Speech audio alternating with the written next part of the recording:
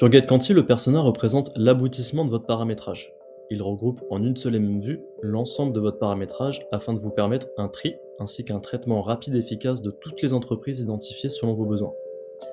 Chaque persona représente donc une audience d'entreprises identifiée avec des caractéristiques similaires. Ces caractéristiques sont par exemple des conditions firmographiques, un nombre de salariés dans l'entreprise, des conditions de segment, que ce soit client, prospect ou concurrent, ou encore des conditions de parcours sur le site, une vue de la page contact, un clic sur le bouton tester, une visite issue d'une campagne emailing, par exemple. À la différence des segments, les personas sont donc dynamiques, et une entreprise peut donc appartenir à plusieurs personas. Les personas sont des audiences et non des statuts figés, ils n'ont pas la même fonction qu'un segment. Voyons ensemble comment constituer son persona. Rendez-vous sur la partie paramétrage puis persona dynamique, et vous pourrez ici venir créer votre premier persona.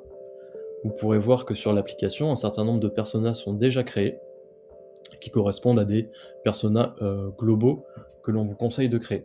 Regardons ici notre exemple. Lorsque vous cliquez sur le bouton créer un persona juste ici, vous arriverez donc sur cette vue. Ici nous prendrons pour exemple un persona déjà créé, avec en critère obligatoire un nom de persona. Vous pourrez choisir une description qui vous est propre, une couleur, et juste ici vous pourrez du coup configurer l'ensemble des critères liés à votre persona. Sachez que les filtres que vous avez créés au préalable sont largement utilisables dans un persona et vous permettent de regrouper plusieurs critères afin d'avoir un persona simple à utiliser. Juste ici, deux filtres au préalable créés ont été utilisés. Le premier qui correspond aux critères de ciblage liés à notre entreprise à nous, ainsi qu'un ensemble d'URL regroupés au sein d'un filtre. Ici, parcours de visite MQL qui correspond à la visite de nos pages tarifs, contacts et demandes de devis.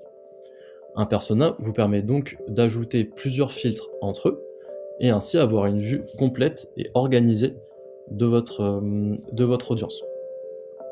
Si je souhaite ajouter un ou plusieurs critères à mon persona, il me suffit, comme sur l'organisation des filtres, de rajouter un autre bloc ou encore d'ajouter des conditions dans mon filtre. Juste ici, si je veux rajouter un nouveau filtre, je peux venir cliquer sur le bouton et rajouter en filtre enregistré est égal à et rajouter un filtre par exemple de secteur prioritaire.